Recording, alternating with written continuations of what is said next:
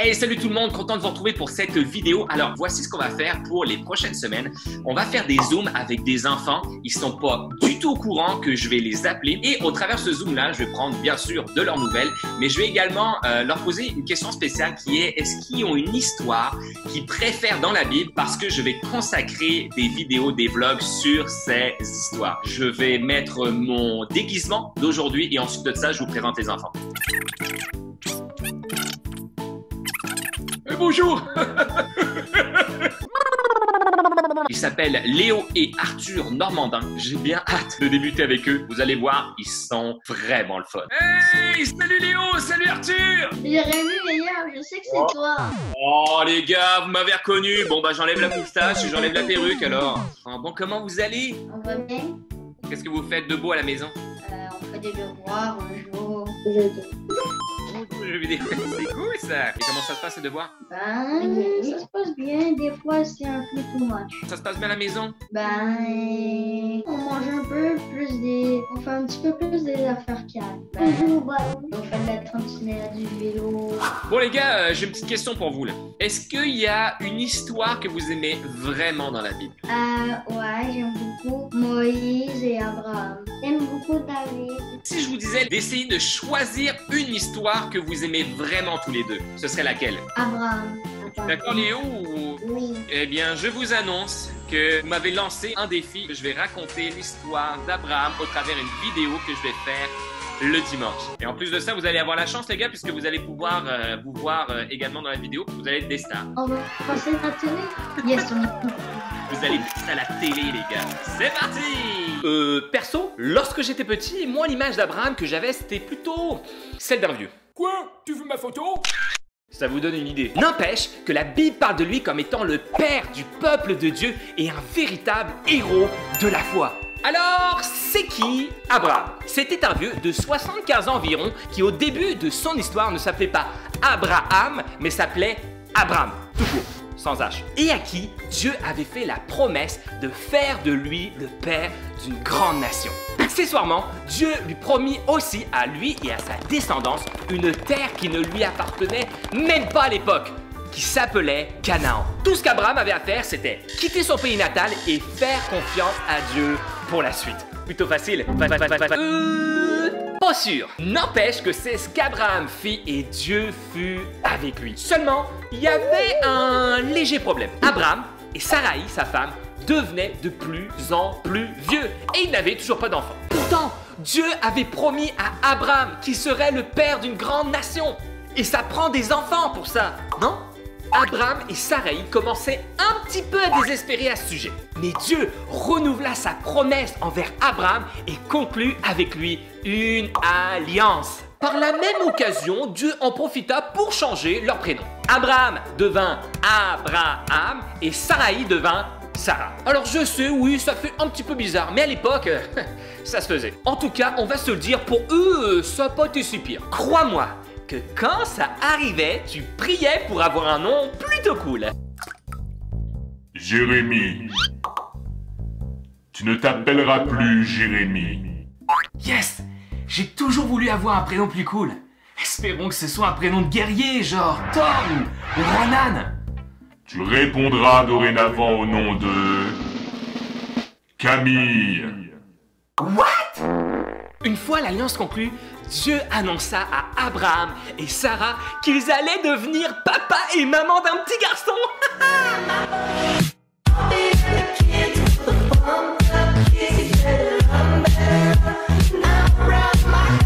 Non mais imagine, Abraham avait 100 ans et Sarah avait environ 90 ans.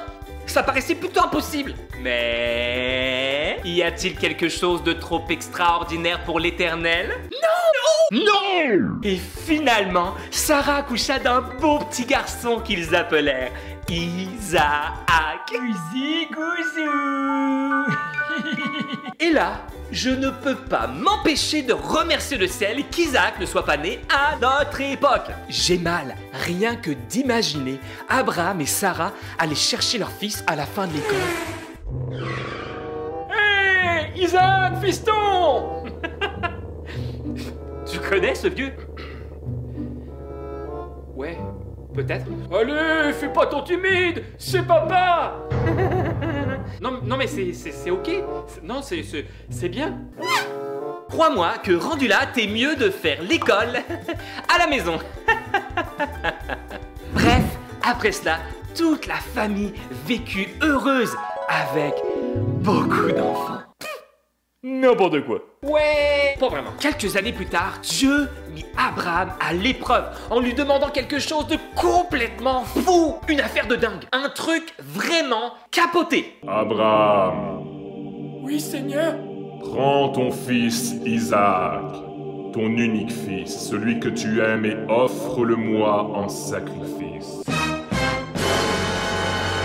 Non, t'as bien compris. Pas besoin de te pincer la peau ou bien de t'arracher les poils du nez. Aussi incroyable que cela puisse paraître, Abraham continua à faire confiance à Dieu et fit exactement ce que Dieu lui demanda de faire. Il prépara alors tout le nécessaire et partit avec son fils. Alors qu'ils étaient presque arrivés, Isaac se tourna vers son père et lui posa une question qui, à mon sens, était plutôt appropriée. Papa, alors, on a le bois, on a le feu, mais il est où l'animal pour le sacrifice? Bon, enfin, t'as mis du temps, mon Zach! Mais Abraham, toujours aussi confiant en Dieu, lui répondit: L'Éternel pourvoira au sacrifice, mon fils. Waouh! Je me dis que soit il était complètement malade, ou alors vraiment il avait confiance en Dieu, celui-là. Sur la montagne où Dieu leur avait demandé d'aller, Abraham construisit l'autel, plaça le bois dessus, et toujours pas d'animal pour le sacrifice. Alors, Abraham plaça son fils sur l'autel et le ligota.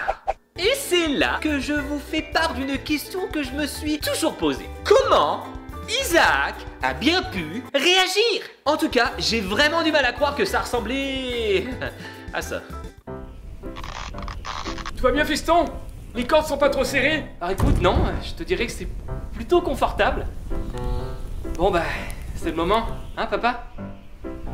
Ouais, je crois bien que oui. Allez, pour t'aider, je ferme les yeux.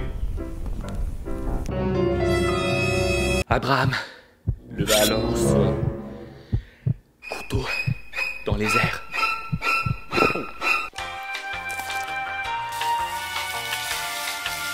Non mais c'est vraiment n'importe quoi. Ouais, là on a peut-être un petit peu abusé, Diego.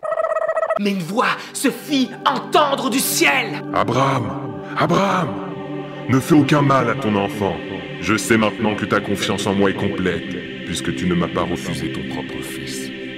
Abraham, c'est vraiment un modèle de foi incroyable. Et pourquoi? Parce qu'Abraham aimait Dieu et le respectait plus que toute autre chose au monde. Finalement, c'était pas juste un vieux schnock. Abraham était un vrai héros de la foi.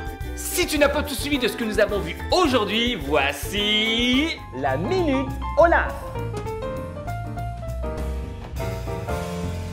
Il était une fois un vieux qui s'appelait Abraham et à qui Dieu avait fait une promesse incroyable. Un vieux. Mais qu'est-ce que vous avez tous avec les vieux? Ben, il avait quand même 75 ans. Dieu lui promit qu'il deviendrait le père d'une grande nation s'il quittait son pays pour aller vers un autre pays. Malheureusement, lui et sa femme Sarai étaient rendus vieux et ils n'arrivaient pas à avoir d'enfants. C'est foutu.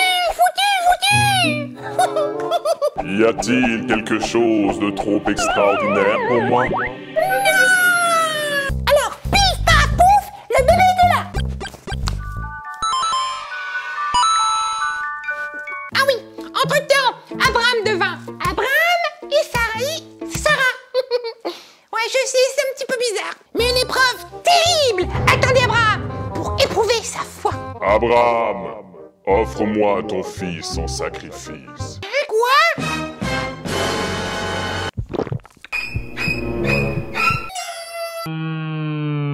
Bref, tout s'arrangea, Abraham prouva sa grande confiance en Dieu et Isaac fut sauvé.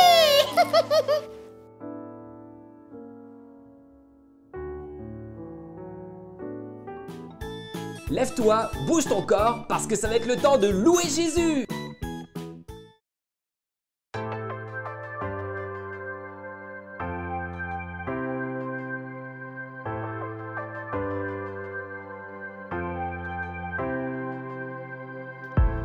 Je ne suis pas guerrier, car je crains les défaites. Je suis disqualifié pour faire ta volonté. Mais par ta force, Seigneur, ma faiblesse disparaît, car tu peux te servir de ma fragilité. J'aurai la foi de Daniel dans la fosse au lion. J'aurai l'espoir de Moïse dans le désert aride. J'aurai le cœur de David si Dieu est pour moi. J'affronterai mes géants plein d'assurance. Tu as pris un berger pour en faire un roi. Ainsi je donne ma vie car j'ai confiance en toi. Je gagnerai la guerre avec toi au combat. Je serai fort et fier car tu marches avec moi. J'aurai la foi de Daniel dans la fosse au lion.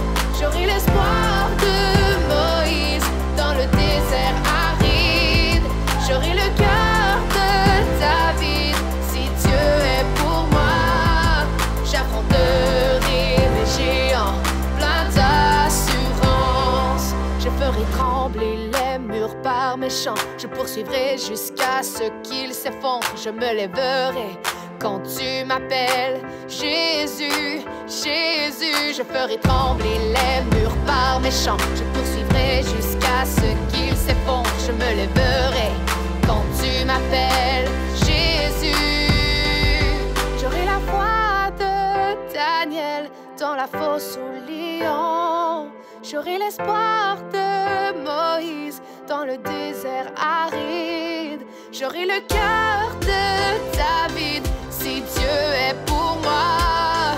J'affronterai mes géants plein d'assurance. J'aurai la foi de Daniel dans la fosse au lion. J'aurai l'espoir de Moïse dans le désert aride. J'aurai le cœur de David si Dieu est pour moi. J'affronterai mes géants plein d'assurance. J'affronterai mes géants plein d'assurance.